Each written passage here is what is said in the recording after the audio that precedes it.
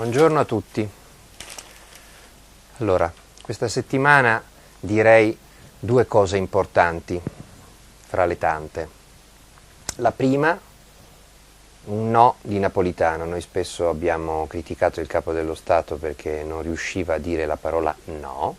Questa settimana ne ha detto uno, vedremo perché e che cosa implica. Secondo, le anticipazioni fornite dai giornali sulla cosiddetta riforma della giustizia presentata dal ministro Alfano, che in realtà non è una riforma della giustizia, ancora una volta usano le parole sbagliate per chiamare le cose, è una riforma dei giudici, che viene spacciata per una riforma della giustizia per far credere alla gente che ciò venga incontro alle nostre esigenze di cittadini, mentre in realtà viene incontro alle esigenze della politica di mettere sotto controllo la magistratura. Cominciamo dal no di Napolitano alla legge Alfano. Legge Alfano non lodo, cominciamo a usare le parole giuste, a fare pulizia nel nostro vocabolario e quindi nelle nostre menti. Sapete che, l'abbiamo già detto più volte, i lodi sono soluzioni a controversie decise da arbitri super partes, imparziali, indipendenti, autorevoli. Qui non c'è nessuna controversia, ci sono i processi a Berlusconi e non c'è nessun arbitro imparziale, c'è Alfano. È una legge costituzionale prevista dall'articolo 138 della Costituzione che stabilisce in sostanza alcune cose. Primo, per poter processare il Capo dello Stato e il Presidente del Consiglio ci vuole l'autorizzazione della maggioranza del Parlamento, l'autorizzazione a procedere della maggioranza del Parlamento, con maggioranza semplice, 50% più uno dei parlamentari. Secondo, la legge Alfano è retroattiva, si è detto. È ovvio che sia retroattiva, vale cioè per i processi cominciati prima che venga approvata e per i reati commessi prima che venga approvata, e questo è evidente, la fanno per mandare a monte i processi a Berlusconi, quindi se non fosse tra virgolette retroattiva varrebbe soltanto per i processi che nasceranno in futuro o per i reati che verranno commessi in futuro, mentre qui il problema è bloccare i processi già esistenti, quindi è evidente che o lo fanno retroattivo o non lo fanno. Terzo, la sospensione dei processi fino al termine dell'incarico è reiterabile. Che cosa vuol dire? Che se oggi Berlusconi riesce a sospendere i suoi processi con questa legge costituzionale Alfano, quando finisce la legislatura, prematuramente se si va alle elezioni prima, alla scadenza naturale se si va alle elezioni nel 2013, che cosa succede? Nella nuova legislatura succede che se Berlusconi torna a fare il Presidente del Consiglio può riavvalersi di nuovo della legge Alfano e quindi i suoi processi non riprendono neppure tra la fine della legislatura attuale e l'inizio di quella successiva. Continua finché non smette di fare il Presidente del Consiglio e ormai ha 74 anni, e nel 2013 ne avrà 77, e se sarà Presidente del Consiglio per altri 5 anni arriverà a 82, ma la reiterabilità non implica soltanto che uno si possa portare dietro il lodo, la legge, lo scudo diciamo, da una legislatura all'altra, implica anche che se cambia poltrona, sempre all'interno di quelle due, Presidenza della Repubblica, Presidente del Consiglio, gli vale comunque. Quindi se Berlusconi fosse eletto nel 2013, quando si andrà a rinnovare il Capo dello Stato, Presidente della Repubblica, si trascinerebbe lo scudo che aveva come Presidente del Consiglio. Quindi praticamente la reiterabilità significa che se Berlusconi riesce a tornare a Palazzo Chigi o addirittura andare al Quirinale, quella che chiamiamo sospensione in realtà è un'abolizione in eterno, in secula seculorum dei suoi processi.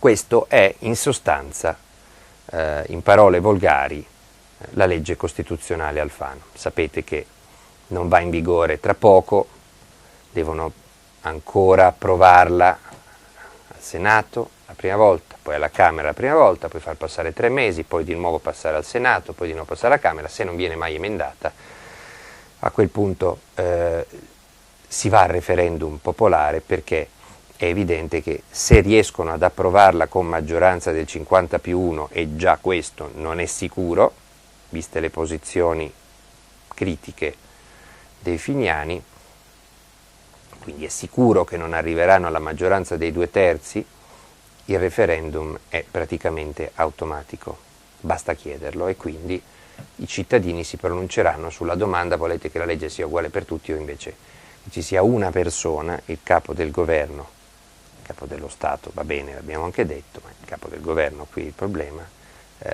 più uguale degli altri, e Berlusconi sarà costretto a farsi una campagna elettorale per chiedere ai cittadini di dargli l'impunità, solo a lui, a nessun altro se non a lui e al capo dello Stato, se appunto il capo dello Stato verrà ricompreso in questo scudo. Perché hanno compreso il capo dello Stato nello scudo?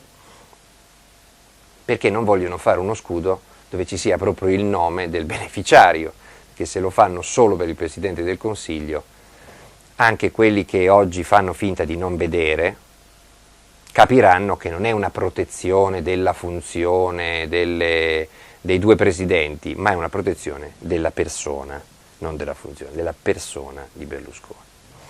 Tra l'altro, questa cosa per cui chi fa il capo del governo non può sottoporsi a processo è ridicola, tanto perché in un paese ordinato chi ha processi non dovrebbe poter fare il Presidente del Consiglio, e se avesse processi dopo che è stato nominato Presidente del Consiglio dovrebbe dimettersi, questo avviene negli altri paesi. Ma soprattutto non sta scritto da nessuna parte che uno, solo perché è capo del governo, non abbia tempo di andare ogni tanto a qualche udienza o di mandare i suoi avvocati a rappresentarlo a qualche udienza. Berlusconi ha fatto il ministro dello sviluppo economico per quasi 6 mesi ad interim, ha detto di essersi impegnato moltissimo, ora ha smesso perché ha nominato il ministro Romani, quindi evidentemente quell'impegno grandissimo che ha profuso al Ministero dello Sviluppo Economico, adesso che non ce l'ha più, gli lascia un sacco di tempo libero e quindi potrebbe utilizzarlo per andare a processo. Chi gliel'ha fatto fare di andare qualche giorno nella Dacia in Russia a festeggiare il compleanno di Putin? Non era mica una missione diplomatica ufficiale.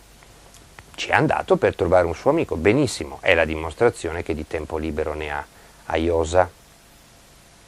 Ma soprattutto questa cosa è ridicola per un altro motivo, e cioè che Berlusconi lo sapeva prima di essere eletto in Parlamento 2 anni e mezzo fa, nel 2008, e di essere nominato Presidente del Consiglio, di avere dei processi. Perché? Perché li aveva già prima, e quindi avrebbe potuto inserire nel programma del PDL un punto, direi in cima al programma del PDL, visto che è la cosa che più lo impegna, in cui dire: eleggetemi perché se io sarò eletto mi farò uno scudo. E così sapremmo se gli elettori di centrodestra sono disposti o no a votare Berlusconi per dargli lo scudo. In realtà lui invece le campagne elettorali le fa sempre sul ponte sullo stretto, la riduzione delle, cioè su tutte promesse che poi non mantiene. L'unica che sta mantenendo è lo scudo, però non l'aveva mai promesso prima delle elezioni agli elettori. Perché Napolitano ha detto di no. Napolitano ha detto di no, avrebbe potuto dire di no con questa motivazione: signori, io non ho processi, non vedo per quale motivo dovreste farmi una legge che me li sospende. Se volete fare una legge che sospende i processi al Premier, fate una legge che sospende i processi al Premier e tenete fuori il Presidente della Repubblica, che non ha bisogno di tutele. Avrebbe potuto citare i lavori preparatori della Costituente, dove si pose il problema se rendere immune il capo dello Stato, e i padri costituenti decisero di no. Decisero che il capo dello Stato per i reati comuni è processabile come ogni cittadino, mentre non è responsabile degli atti che compie nell'esercizio delle funzioni di capo dello Stato. Infatti, come sapete, c'è sempre la controfirma di un ministro quando il capo dello Stato prende un'iniziativa, proprio perché lui non è responsabile, questo si stabilì, per gli atti commessi nelle sue funzioni. Se stende qualcuno con la macchina o, che ne so, accoltella il vicino di casa o fa un abuso edilizio, qualsiasi cosa, quelli sono reati comuni commessi al di fuori dell'esercizio delle funzioni, non parliamo poi dei reati commessi prima di entrare in funzione. Per quelli il capo dello Stato è un cittadino comune, per i reati comuni, extrafunzionali o prefunzionali. Ci sono solo 2 reati commessi nell'esercizio delle funzioni per le quali il capo dello Stato è processabile, sono i 2 reati più gravi che può commettere un capo dello Stato, alto tradimento e attentato alla Costituzione. In questi casi il Parlamento si esprime a maggioranza qualificata, cioè deve votare con una maggioranza dei 2/3, per la messa in stato d'accusa del capo dello Stato, il cosiddetto impeachment, che in Italia non si chiama così, e allora il capo dello Stato va a finire davanti alla Corte Costituzionale che lo processa o per alto tradimento o per attentato alla Costituzione. Al di fuori di quei 2 casi, per i reati funzionali il capo dello Stato non è responsabile e per i delitti comuni viene trattato come un comune cittadino, anche se si è stabilita una prassi, sapete che le prassi giuridiche poi hanno un valore di legge, per cui si è stabilito che per reati comuni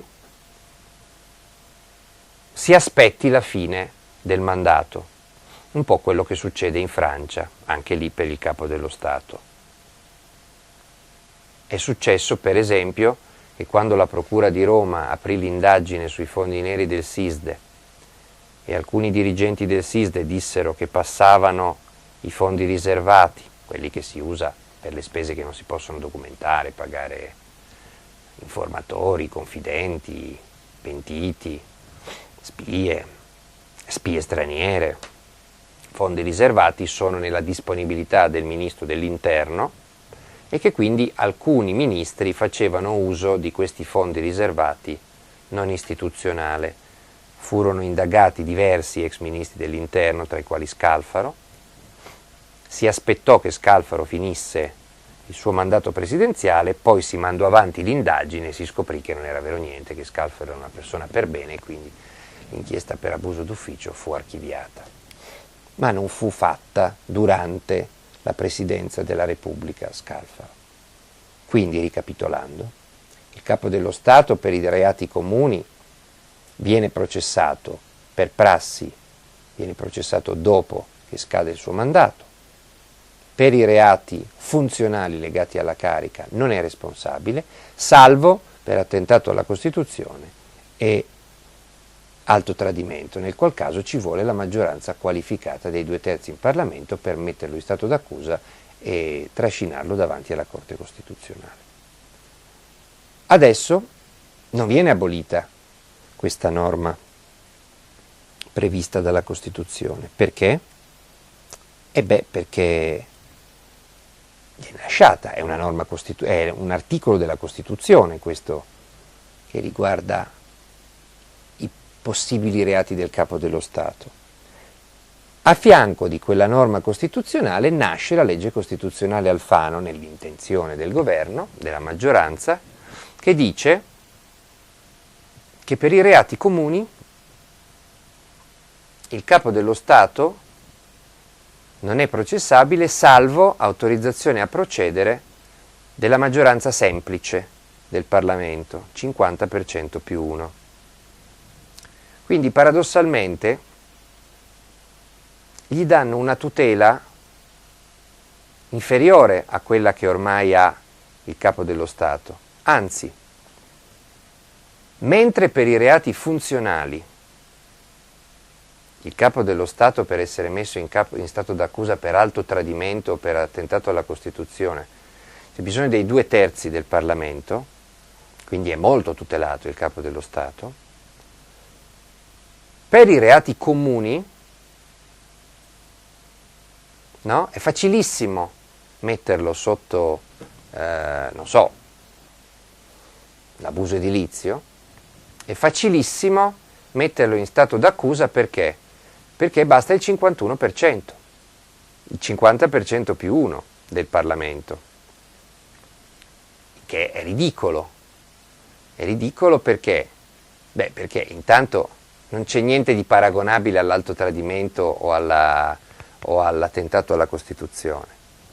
Eppure, per metterlo in stato d'accusa per quei gravissimi reati è molto difficile perché bisogna raggiungere i 2/3 del Parlamento. Mentre invece se fa un abuso edilizio, una diffamazione, che ne so io, un battibecco con un vicino di casa, cose del genere, bene, lì è facilissimo metterlo in stato d'accusa. Perché? Perché basta il 50% più 1 del Parlamento e quindi il Capo dello Stato diventa ostaggio della maggioranza politica che c'è in quel momento.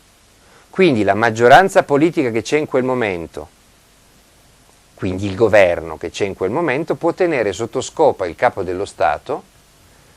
Perché? Perché dipende dalla maggioranza semplice stabilire se il Capo dello Stato va o non va sotto processo anche per un reatucolo da 4 soldi. E quindi lo possono ricattare. Ovviamente, se fa il bravo non diamo l'autorizzazione a procedere, se non fa il bravo la diamo. Per questo il Capo dello Stato ha detto no. Non perché dica io voglio essere uguale a tutti gli altri cittadini di fronte alla legge come è adesso, salvo i reati funzionali, ma perché dice che così facendo si limita l'autonomia e l'indipendenza del Capo dello Stato, che a differenza del Capo del Governo rappresenta tutta la nazione, non rappresenta soltanto la maggioranza.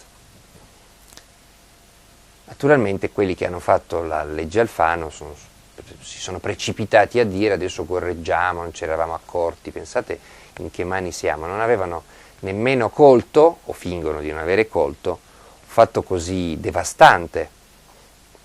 Tutto fatto perché? Perché bisogna mettere una foglia di fico su Berlusconi. Il Capo dello Stato viene usato nella legge Alfano come foglia di fico per Berlusconi.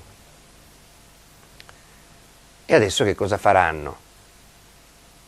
Non si capisce. Perché? Perché se mettono anche per il Capo dello Stato un'autorizzazione a procedere dei 2/3, Berlusconi potrebbe avere dei problemi. E quindi che cosa dovranno fare? Dovranno probabilmente stabilire una maggioranza diversa per l'autorizzazione a procedere al Capo dello Stato e al Capo del Governo. Il tutto perché? Perché ovviamente gli interessa bloccare i processi al Capo del Governo. Ma di questa legge Alfano possiamo anche occuparci fra qualche mese o fra qualche anno, perché come abbiamo detto non è questa che risolve i problemi al Cavaliere, in quanto ci vorranno 1 anno e mezzo, 2 anni per mandarla in vigore, sempre che Berlusconi sia ancora interessato a fare tutto questo calvario di 2 anni, visto che il tempo stringe, il 14 dicembre è dietro l'angolo ed è il 14 dicembre che la Corte Costituzionale stabilirà se il suo legittimo impedimento, che lo sospende processualmente fino all'estate prossima, è o non è legittimo. Perché se non è legittimo, Berlusconi torna imputato a Natale e dovrà farsi qualcos'altro alla svelta, tipo un altro legittimo impedimento, magari cambiando un po' quello appena varato dalla Corte, altrimenti i giudici nel giro di pochi mesi vanno a sentenza nel processo Mills e nel processo Mediaset. Secondo punto, la riforma dei giudici, abusivamente ribattezzata riforma della giustizia. Pochi punti importanti. Intanto Alfano dice, e non ha torto, che questa riforma è presa paro paro dalla bozza Boato della bicamerale. Nel 1997, dopo 7 bozze esplorative, dopo 6 bozze esplorative, Boato presentò la 7ª e definitiva, sulla quale nel 1998 si andò al voto nella bicamerale presieduta da D'Alema, maggioranza di centrosinistra, e tutti i partiti di centrodestra e di centrosinistra, esclusa Rifondazione Comunista, approvarono quella bozza Boato. Per fortuna, quando poi si trattò di tradurre in norme costituzionali, quindi in Parlamento, la bozza approvata in bicamerale, Berlusconi si tirò indietro. Perché? Perché voleva pure l'amnistia, e dato che ormai mancava poco alle elezioni, non ricordo se europee, credo di sì, il centro-sinistra non se la sentì di fare un'amnistia perché altrimenti sarebbe stato spazzato via, e quindi Berlusconi, che voleva usare la bicamerale per arrivare all'amnistia, dato che non gliela diedero, fece saltare la bicamerale. Tanto la bicamerale gli era comunque servita per bloccare il centro-sinistra su tutta una serie di norme che lui non voleva, conflitto di interessi, antitrust, eccetera. Quelli si erano comprati la sua partecipazione alla bicamerale dandogliele tutte vinte, e adesso Berlusconi, al momento opportuno, gli fece un bel gesto dell'ombrello, gli fece cascare la riforma della giustizia o la riforma dei giudici, riforma costituzionale, e quindi la bicamerale saltò. E infatti poi ci pensò Berlusconi nella successiva legislatura a fare la famosa riforma, controriforma dell'ordinamento giudiziario Castelli, che poi è andata in vigore con i decreti delegati durante il secondo governo di centro Prodi, con la riforma Castelli-Mastella, che era poi la stessa cosa, riveduta e corretta, o forse corrotta, il che significa tra l'altro che non c'è bisogno di nessuna riforma della giustizia, perché ne hanno già fatte un'ottantina in questi 15 anni. Nel libro Ad personam ho ricordato quante sono le riforme della giustizia fatte in questi 15 anni, no, solo perché adesso ci dicono finalmente arriva la riforma della giustizia. No, ne hanno fatte un'ottantina di riforme della giustizia. Hanno tutte avuto l'effetto di far durare di più i processi. Questa non incide minimamente sulla durata dei processi, perché incide solo ed esclusivamente sullo status del magistrato e in particolare del pubblico ministero, la bestia nera. Quindi, ricordando che sta copiando la riforma della bicamerale, già votata da tutti i partiti in bicamerale, ma fortunatamente non entrata in vigore perché Berlusconi, Dio lo benedica, fece saltare la bicamerale, Alfano ripropone tutta una serie di punti della bozza Boato. Perché?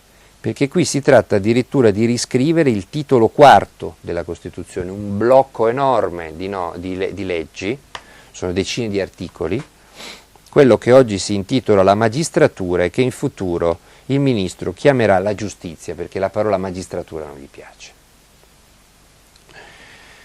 E allora, primo, le carriere. Separazione delle carriere, ecco perché fanno una norma costituzionale, perché la Costituzione stabilisce che i giudici si distinguono soltanto per funzioni e appartengono tutti quanti allo stesso ordine, che poi è un potere dello Stato, indipendente, dice la Costituzione, autonomo e indipendente da ogni altro potere, il che significa che tutta la magistratura è un ordine che costituisce un potere dello Stato, e tutta la magistratura vuol dire giudici e pubblici ministeri. Adesso invece le carriere verranno separate. La posizione costituzionale del giudice è differenziata da quella del PM, scrive Alfano. Il giudice è un potere dello Stato, rimane un potere dello Stato, il PM non più. Il PM viene definito un ufficio regolato dalle norme dell'ordinamento giudiziario. Quindi il pubblico ministero non fa più parte della cultura della carriera dell'ordine giudiziario, diventa una specie di protesi delle forze dell'ordine. Le forze dell'ordine vanno da lui e gli dicono: arrestami questo, chiedimi l'arresto di questo, chiedimi le intercettazioni per questo, mettimi sotto inchiesta questo, autorizzami a pedinare questo, e il PM obbedisce. Altra cosa è il giudice, che invece giudica. Oggi per fortuna non è così. Capita spessissimo che le forze dell'ordine vogliano fare qualcosa e che il pubblico ministero invece dica no. Perché? Perché anche lui è impregnato di cultura dell'imparzialità. Mica deve arrestare qualcuno pur che sia, deve far arrestare i colpevoli, non uno pur che sia. L'abbiamo detto 1000 volte, il pubblico ministero non è pagato a cottimo sugli arresti o sulle condanne. Il pubblico ministero deve cercare la verità, il giudice deve accertare la verità e quindi fanno un mestiere complementare, per questo devono stare nella stessa carriera, perché la verità viene fuori soltanto se PM e giudice hanno nella testa il concetto e il criterio e la bussola dell'imparzialità. La polizia, le forze di polizia non hanno questo dovere, le forze di polizia, come voi sapete, fanno carriera in base alle statistiche e le statistiche sono tot retate, tot arresti, tot sequestri, poi vai a sapere se quelli che hai preso poi saranno condannati o meno, l'importante è che ne prendi tanti. Addirittura arriviamo alle aberrazioni di certi ufficiali o dirigenti deviati che sequestrano più volte la stessa partita di droga o addirittura la fanno trovare, come è successo recentemente a certi alti ufficiali del ROS, perché? Perché devono impinguare le statistiche.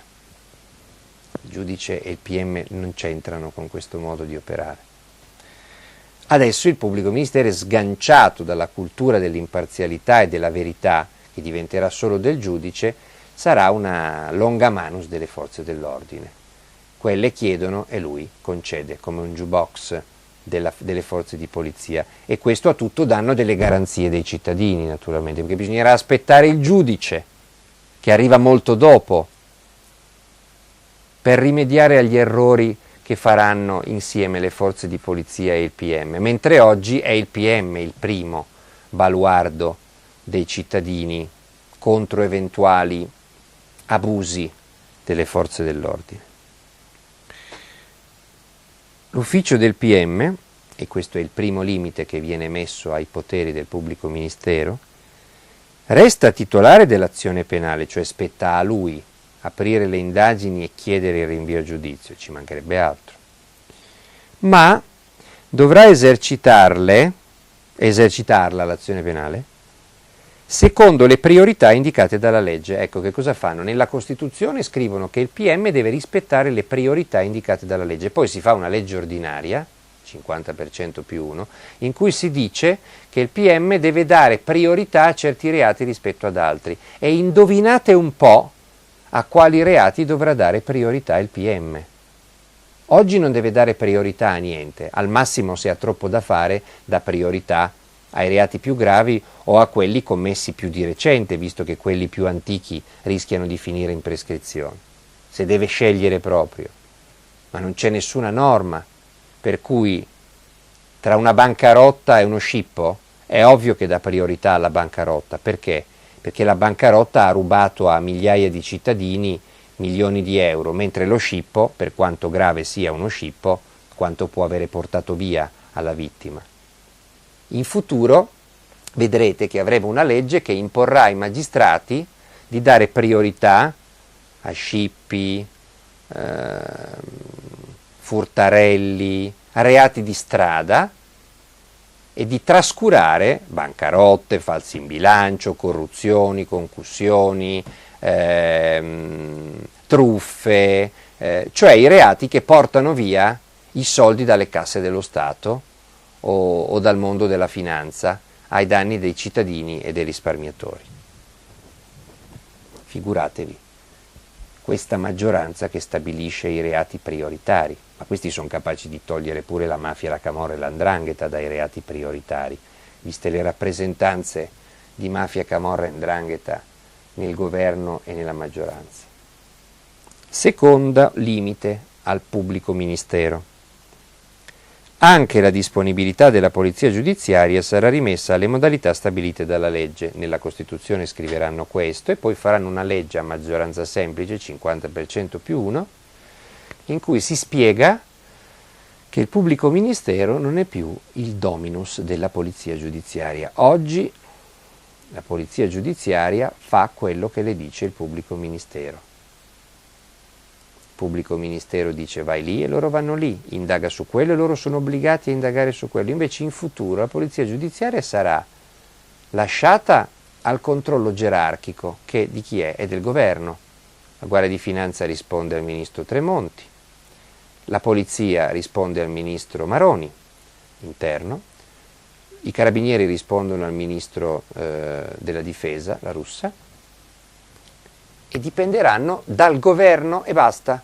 Quindi se il giudice dice indagatemi un po' su quella transazione finanziaria, su quella frode fiscale, loro diranno no, dovranno fare quello che gli dice il governo, gli agenti di polizia giudiziaria. Pensate un po' quando si tratterà di indagare su un ragazzo massacrato di botte in carcere o durante una manifestazione. Casi, è inutile che ne facciamo i nomi, li conosciamo tutti, ce ne sono sempre di più.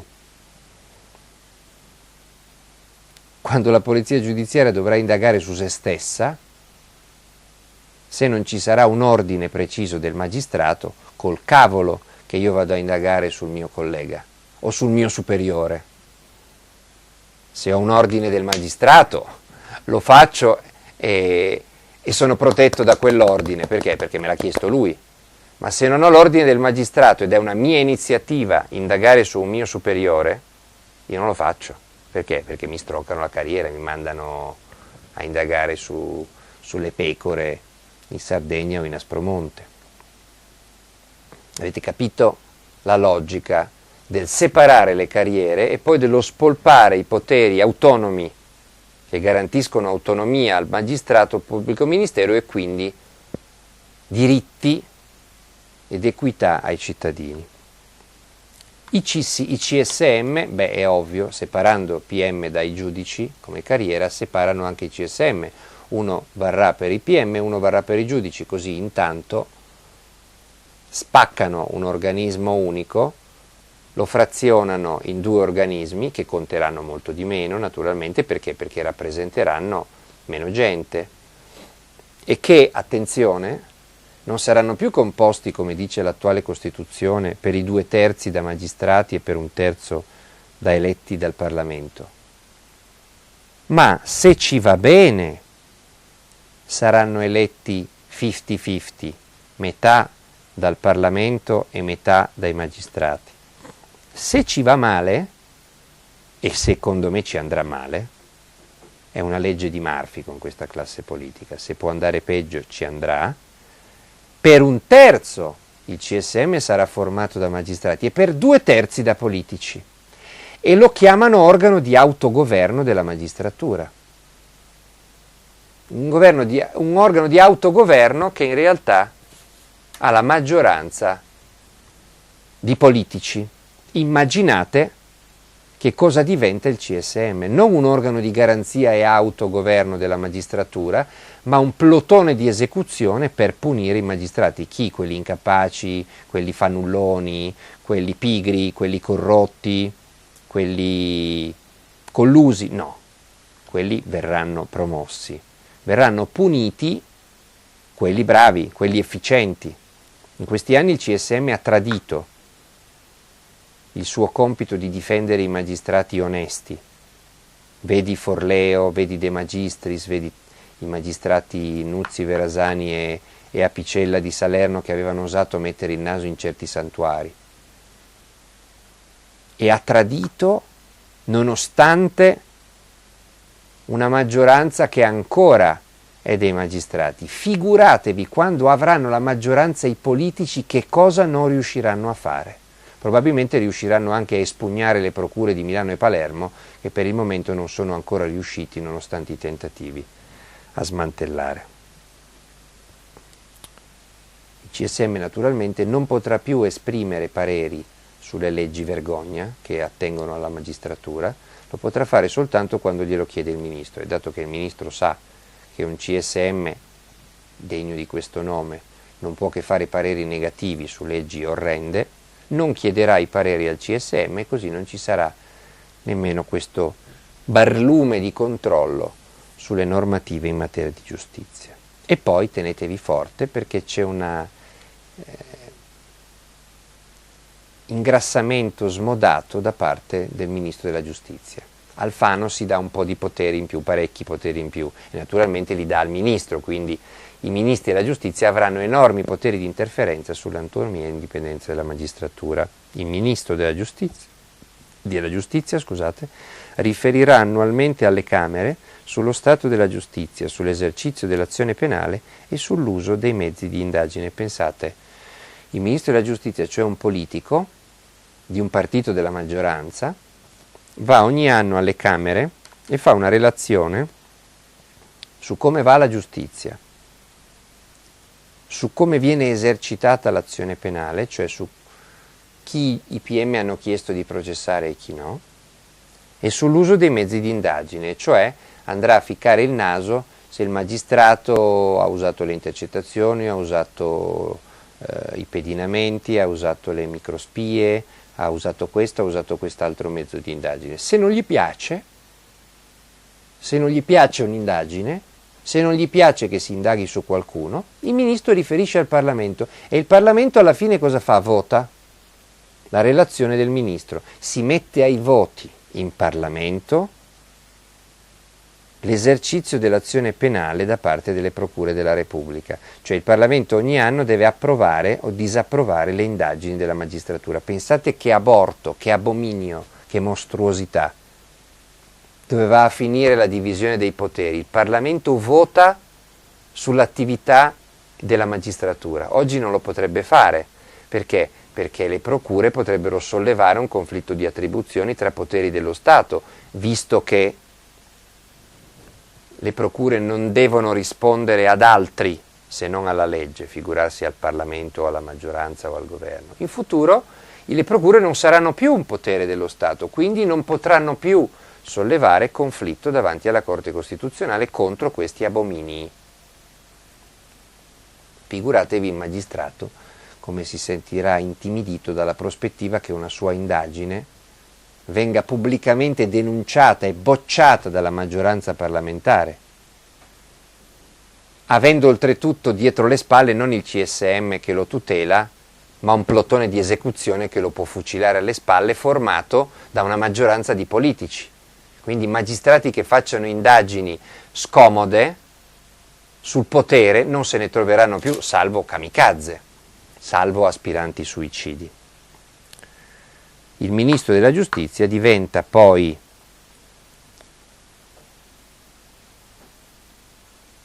una figura che può presentare proposte e richieste al CSM, quindi addirittura partecipa alle riunioni del CSM e propone, e concorre alla formazione dei giudici e dei PM, cioè glielo insegna lui ai giudici e ai PM il mestiere di magistrato, glielo insegna il Ministro tramite opportuni insegnanti, potete immaginare quali. Immaginate Alfano, Castelli, Mastella, Biondi, Mancuso,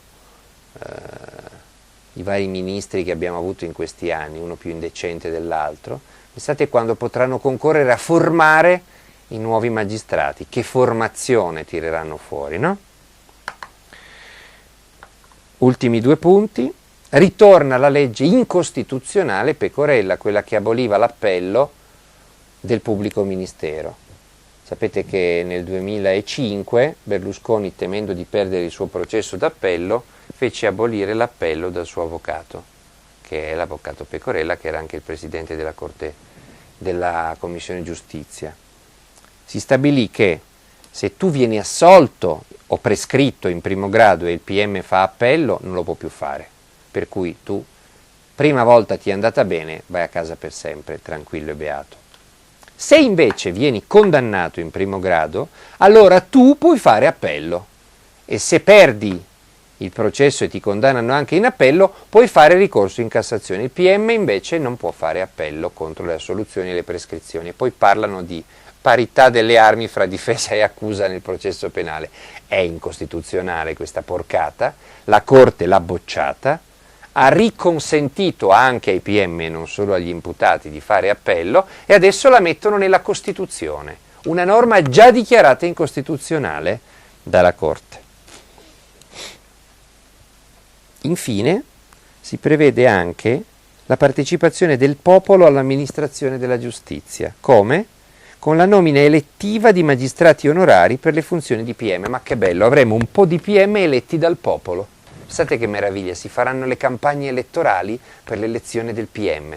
La Lega avrà il suo candidato, il PDL avrà il suo candidato, il PD avrà il suo candidato, Di Pietro avrà il suo candidato, la sinistra radicale, l'UDC avrà il suo candidato, chissà se riescono a trovare un candidato incensurato. Ecco, pensate che meraviglia, le campagne elettorali per l'elezione del PM, no? Dopodiché chi si farà mai indagare da un PM eletto in quota Lega, in quota Di Pietro, in quota PDL, in quota PD, in quota UDC? Pensate che casino!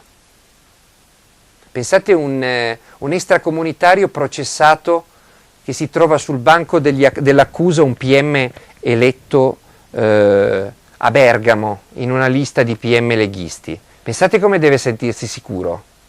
Pensate se non ha il diritto di chiedere la legittima suspicione e il trasferimento a un'altra sede. Questo per dirvi la gravità di quello che sta succedendo. Non mi pare di aver notato grande indignazione in circolazione, ma del resto questo è un paese abituato a tutto, per cui questa porcheria viene spacciata per riforma della giustizia. Concludo con un appello. Questa settimana il Fatto Quotidiano ha pubblicato una notizia, e cioè ha raccontato che l'ufficio stampa dell'Enel aveva mandato una strana comunicazione alla nostra concessionaria pubblicitaria e alla nostra amministrazione, in cui si diceva: visto che avete criticato il collocamento in borsa delle azioni dell'Enel Green Power, è un'operazione da 3 miliardi di euro, che ovviamente vengono chiesti ai risparmiatori, ecco, visto che il Fatto ha criticato questa operazione, dicendo che non era proprio esente da critiche, mica abbiamo detto che è una truffa o cosa, abbiamo detto semplicemente che insomma bisognava stare attenti visti certi precedenti. Bene, l'Enel farà in modo di non fare più pubblicità sul Fatto Quotidiano, questa è stata la comunicazione. Naturalmente non ce ne può fregare di meno, nel senso che già lo sappiamo che la nostra linea imparziale, soprattutto nelle pagine dell'economia e della politica, cioè quelle più inquinate sugli altri giornali, allontana gli inserzionisti pubblicitari, non li attira, perché non siamo disponibili a fare soffietti e pompini in cambio di una pagina di pubblicità, cosa che invece fanno molti altri giornali, che gli inserzionisti li attirano perché parlano sempre bene di loro. E infatti, poco abituati alle critiche dagli altri giornali, i signori dell'Enel si sono molto meravigliati delle nostre critiche. Evidentemente pensavano che dare qualche pagina di pubblicità al Fatto Quotidiano li esentasse da critiche del Fatto Quotidiano all'Enel. Si vede che sono abituati così con gli altri giornali, perché erano veramente stupefatti delle nostre critiche. Ma come? Facciamo pubblicità sul Fatto e voi ci criticate? Sì, certo. Perché? Perché la pubblicità non serve a comprarsi un giornale. La pubblicità serve a promozionare un prodotto ai lettori di quel giornale. Quindi tu, inserzionista, dovresti occuparti di un unico particolare. Quel giornale vende copie a un numero sufficiente di persone che ci interessa raggiungere con il nostro messaggio promozionale. Se sì, facciamo la pubblicità e la paghiamo in proporzione alla diffusione di quel giornale. Se no, non la facciamo. Non ci deve essere altro. Non ci deve essere altro retropensiero, non ci deve essere altro interesse. Evidentemente non è così in Italia.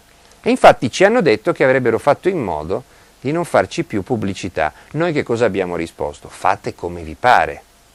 Evidentemente avevate sbagliato indirizzo, perché noi non siamo un giornale che rinuncia alle critiche quando sono meritate, soltanto perché il destinatario delle critiche ci ha dato qualche pagina di pubblicità. Preferiamo restare senza pubblicità, ma continuare a informare i cittadini su quello che i grandi inserzionisti non vogliono far sapere, ma anche che gli altri giornali non fanno sapere, per non perdere preziosi e lucrosi inserzionisti in un momento tra l'altro di crisi dell'editoria e della carta stampata, e soprattutto a causa del tirarcinghia degli inserzionisti pubblicitari. Lo dico perché in questi giorni abbiamo la campagna abbonamenti. Per la prima volta, dopo un anno, chiediamo ai nostri abbonati di rinnovare l'abbonamento e a quelli che non lo sono di abbonarsi online o di abbonarsi via coupon per poter avere ogni giorno il proprio giornale prenotato in edicola, visto che molto spesso, per fortuna direi, il Fatto Quotidiano a una certa ora scompare perché tutti si sono comprati le copie disponibili. Se andate sul sito ilfattoquotidiano.it trovate i dettagli per la campagna abbonamenti e per il rinnovo degli abbonamenti. Sappiate che con 100 euro o poco più vi portate a casa per un altro anno un giornale che da questo punto di vista siete sicuri che non bara, perché quando riceve questi strani messaggi degli inserzionisti pubblicitari, invece di risolvere la questione in separata sede, come avrebbero fatto molti altri, o invece di dire abbiamo un'inchiesta sull'Enel, che facciamo? La pubblichiamo oppure ci date pubblicità? Perché anche questo succede e casi recenti ci hanno fatto capire che uso viene fatto di certe informazioni sensibili. Noi che cosa abbiamo fatto? Massima trasparenza, abbiamo immediatamente messo sul giornale quello che stava succedendo tra il Fatto e l'Enel, una critica e l'Enel toglie la pubblicità. Abbiamo anche raccontato i precedenti, perché molti altri giornalisti che hanno osato toccare certi santuari hanno provocato l'immediato ritiro della pubblicità ai loro giornali, e così questi giornalisti sono diventati non solo dei nemici degli inserzionisti, ma anche dei pericoli pubblici per il loro editore, che ha perso dei grossi introiti. Ecco, al Fatto Quotidiano si fanno molti errori, siamo un giornale piccolo, giovane, minorenne direi, ma non si fanno scherzi e non si fanno truffe, per cui ci date la pubblicità, continueremo a scrivere di voi quello che pensiamo. Non ce la date? Liberissimi. Ce la togliete subito dopo che vi abbiamo criticati? Vi mettiamo sul giornale, perché deve essere tutto trasparente, soprattutto in un giornale che ha un solo padrone, il lettore, non l'inserzionista e non lo Stato, visto che siamo anche uno dei pochi giornali in Italia, direi quasi l'unico, che non prende un quattrino dalla Presidenza del Consiglio. E forse si vede, non prendendo un quattrino dalla Presidenza del Consiglio, non abbiamo motivi di riconoscenza nei confronti della Presidenza del Consiglio e non abbiamo paura che ci taglino i fondi. Perché? Semplicemente perché noi non li abbiamo mai voluti. Passate parola e se potete abbonatevi. Buona settimana.